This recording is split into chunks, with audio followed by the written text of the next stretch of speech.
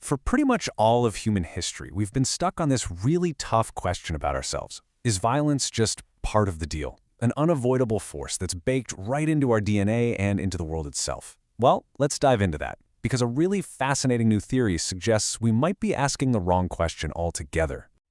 I mean, you just have to turn on the news, right? Or open a history book.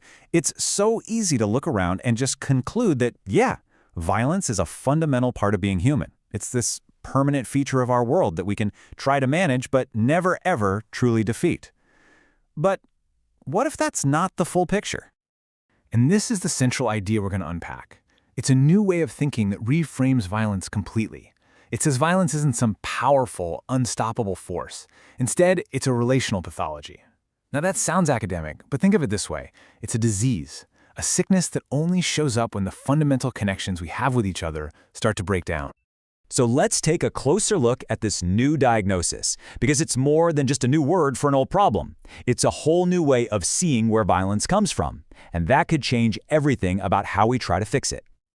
So, on one hand, you have the traditional view, which basically says that conflict is foundational. It's just part of how things are. But this new theory, it completely flips that script.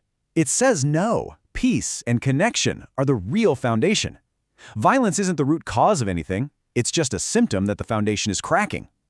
The theory puts it like this.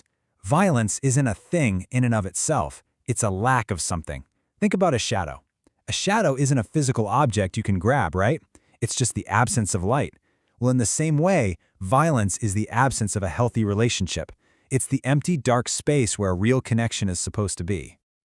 Okay, so if violence is a breakdown of connection, what does a healthy connection actually look like? To understand the sickness, first, we have to define what's healthy. And the first building block is dignity. But, and this is a really big but, we're not talking about dignity as some legal rights you carry around in your pocket. This theory sees it as a relational thing. It's that moment of mutual recognition between two people that says, I see you. I see your inner world, your value, and it's just as real as mine. It's not something you can have all by yourself, it's something we built together. And what's the engine that makes that mutual dignity possible? It's empathy. And it's got two key parts. There's affective empathy. That's when you actually feel with someone, when their joy or their pain resonates inside you. And then there's cognitive empathy. That's when you can understand why they feel that way, to actually step into their shoes and see the world from their perspective. So you see how they fit together? Dignity is the solid ground of mutual respect. Empathy is the bridge we build on top of that ground to actually connect with each other. When you have both of those things working together, that is the baseline for a healthy human relationship. That's our natural state. All right, so if that's the healthy state, how does the sickness of violence actually get started? The theory lays out a really clear and frankly kind of scary step-by-step process. It's like a chain of infection. It all begins here with step 1, the denial of dignity. This is dehumanization. It's when we stop seeing other people as people and start seeing them as objects or obstacles or something less than human. As soon as that happens, step 2 kicks in. The empathy bridge just collapses. We can't feel with them anymore. Their pain stops mattering. And then, and this is the most chilling part, all that energy that's supposed to fuel connection, things like care and love, it doesn't just vanish, it inverts. It twists into its exact opposite, raw, destructive hatred. Now, I know what you're probably thinking.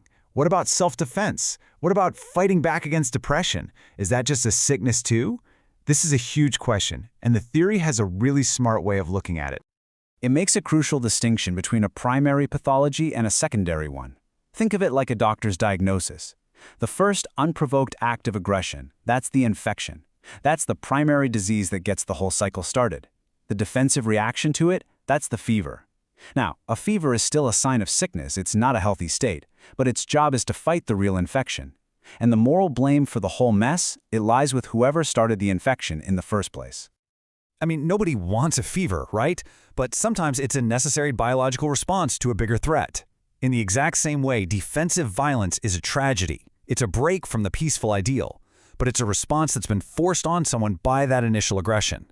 It's a symptom, but the true cause lies somewhere else. So, if we accept this diagnosis, that violence is a sickness in our relationships, then it follows that there has to be a cure. The last part of this theory isn't about just containing violence, it's about actually healing from it. And the treatments are all about one thing: restoring relational health. So instead of just punishment, we get things like restorative justice, which is all about repairing those broken connections. We get empathy education, actively teaching ourselves how to see from other viewpoints. We have to consciously fight dehumanizing language wherever we see it. And, maybe most importantly, we have to tackle the big structural problems, like massive inequality that deny dignity to entire groups of people from the get-go. And this really brings us to the ultimate takeaway. The argument is that we can't fight the sickness of violence with more force. That's just treating a symptom. The only real, lasting cure is to go right to the root of the problem, to actively, intentionally, and tirelessly rebuild that foundation of mutual dignity that got broken. And that leaves us with one last, really powerful question to chew on. If this theory holds water, if violence really is a symptom of broken human connection, then that changes everything. The responsibility shifts. It's no longer just about stopping bad actors. It's about becoming healers of relationships. It asks every single one of us, how do we become the architects of a world that's actually designed to promote relational health?